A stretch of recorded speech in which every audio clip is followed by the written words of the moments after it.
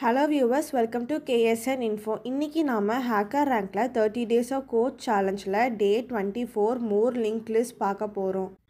Task என்னன்னா இதில் நமக்கு நோட் கிளாஸ்னு கொடுத்துருக்காங்க. இந்த கிளாஸ் உள்ள டேட்டா ஃபீல்டை டிக்ளேர் பண்ணுறதுக்காக இன்டீஜர் டேட்டான்னு கொடுத்துருக்காங்க. அடுத்து நோட் நெக்ஸ்ட்னு ஒரு இன்ஸ்டன்ஸ் பாயிண்டர் கொடுத்துருக்காங்க. இது அடுத்த நோடை பாயிண்ட் பண்ணுறதுக்காக டிக்ளேர் பண்ணியிருக்காங்க. இதில் ரிமூவ் டூப்ளிகேட் ஃபங்க்ஷன் கொடுத்துருக்காங்க. இந்த ஃபங்க்ஷனோட பேராமீட்டராக ஹெட் நோடை பாஸ் பண்ணியிருக்காங்க. இந்த ஃபங்க்ஷனை கம்ப்ளீட் பண்ணணும்னு சொல்லியிருக்காங்க. இது லிஸ்ட்டில் இருக்கிற டூப்ளிகேட் நோட்ஸ் எல்லாமே டெலீட் பண்ணிவிட்டு அந்த அப்டேட்டட் லிஸ்ட்டை ஹெட்டு மூலயமா ரிட்டர்ன் பண்ணணும்னு சொல்லியிருக்காங்க.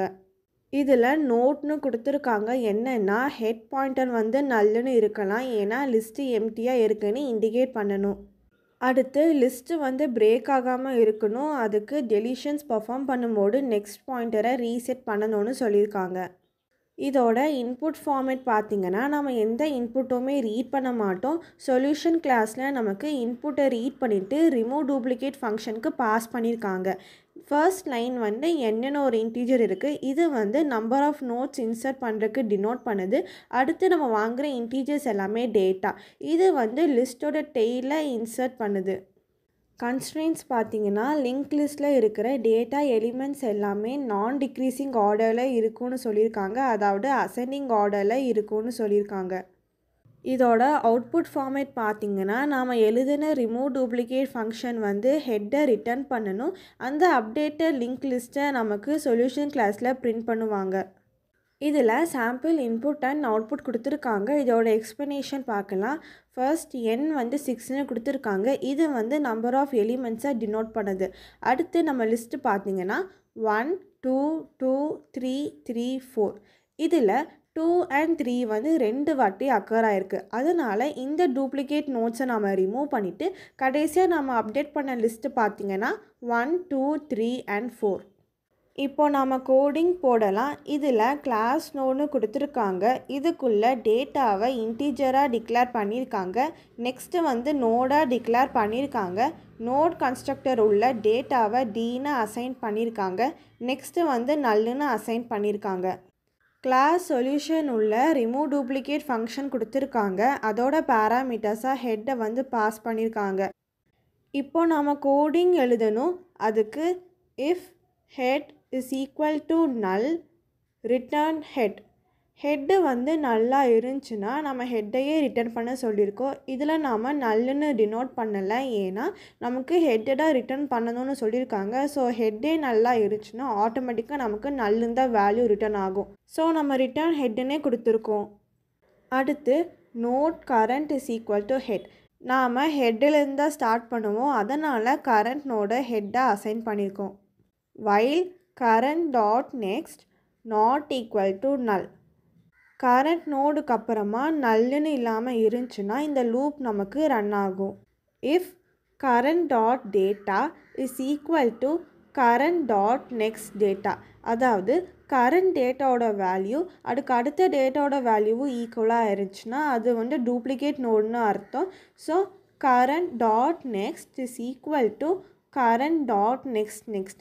அந்த current dot next வேல்யூவை நாம் அதுக்கு அடுத்த வேல்யூவாக அசைன் பண்ணியிருக்கோம்.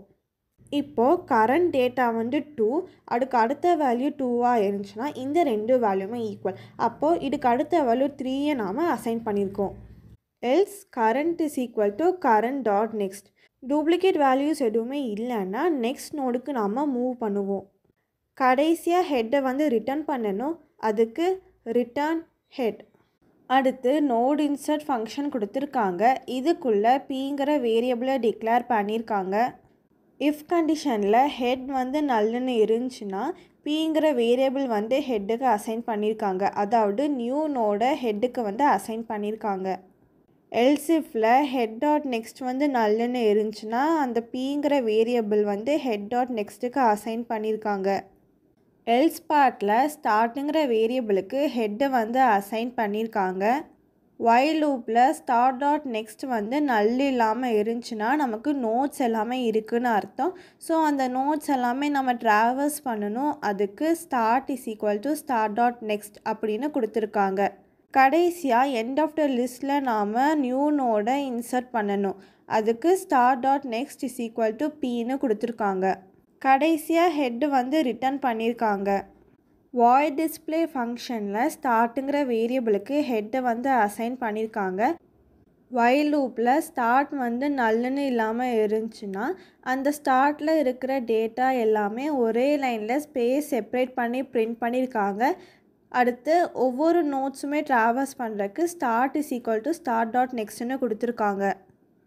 மெயின் ஃபங்க்ஷனில் ஹெட் வந்து நல்லுன்னு அசைன் பண்ணியிருக்காங்க. அடுத்து டீங்கிற வேரியபிள் ரீட் பண்ணியிருக்காங்க. இது வந்து நம்பர் ஆஃப் எலிமெண்ட்ஸை டினோட் பண்ணுது. வைல் லூப்பில் டி வந்து டிக்ரிமெண்ட் பண்ணியிருக்காங்க. இது வந்து கிரேட்டர் தென் 0வாக இருக்கிற வரைக்கும் இந்த லூப் ரன் ஆகும். இதுக்குள்ளே எலிமெண்ட்ஸை ரீட் பண்ணியிருக்காங்க. அடுத்து அந்த எலிமெண்ட்ஸ் எல்லாமே ஹெட்டில் இன்சர்ட் பண்ணியிருக்காங்க. அடுத்து ரிமூவ் டூப்ளிகேட் ஃபங்க்ஷனோட ஹெட்டை வந்து ஹெட்டுக்கு அசைன் பண்ணியிருக்காங்க.